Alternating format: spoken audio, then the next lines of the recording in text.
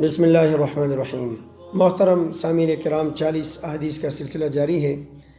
آج اس سلسلے کی حدیث نمبر 35 پیش خدمت ہے۔ اس حدیث کو امام مسلم رحمہ اللہ نے نقل فرمایا۔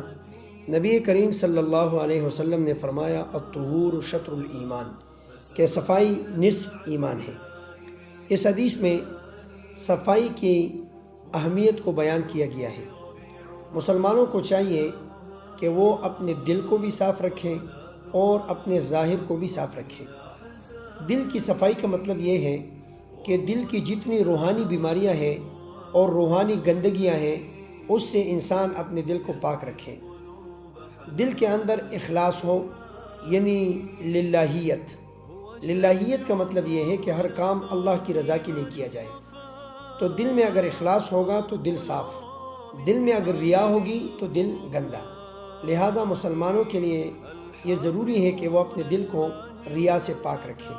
اسی طرح اپنے دل کو کفر سے، شرک سے، حسد سے، بغض سے پاک رکھیں، اور مخلوق کے خوف سے بھی اپنے دل کو پاک رکھیں، اور اپنے دل کو اللہ تعالیٰ کی محبت، اللہ تعالیٰ کی طمع اور اللہ تعالیٰ کے خوف سے مزین کریں۔ یہ دل کی صفائی ہے۔ اسی طرح مسلمان کو ظاہری طور پر بھی صفائی کا خاص خیال رکھنا چاہیے، جیسے نماز کے لیے وضو ہے، اور جن حالات میں انسان پر غسل کی فرضیت ہے تو وہ ان حالات میں غسل کرے۔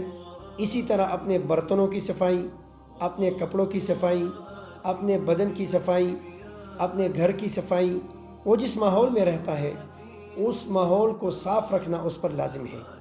اسی طرح نبی کریم صلی اللہ علیہ وسلم نے فرمایا کہ اگر آپ میں سے کسی نے پیاز یا لہسن کا استعمال کیا ہے تو وہ ہماری مسجدوں کی طرف نہ آئے، کیونکہ اس کے منہ کے بدبو کی وجہ سے لوگوں کو تکلیف ہوگی۔ لہٰذا ہمیں چاہیے کہ ہم صفائی کا خاص خیال رکھیں۔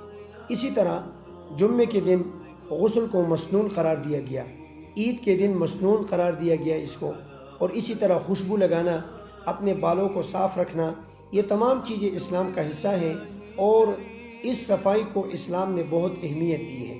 اس لیے فرمایا صفائی نصف ایمان ہے۔ نصف ایمان کا مطلب یہاں پر علماء نے یہ بیان فرمایا کہ یہ صفائی کی اہمیت کو اجاگر کرنے کے لیے اس کو نصف ایمان فرمایا۔ اللہ تعالیٰ سے دعا ہے کہ ہمیں اپنے ظاہر اور باطن دونوں کو صاف رکھنے کی توفیق عطا فرمائے۔ آمین۔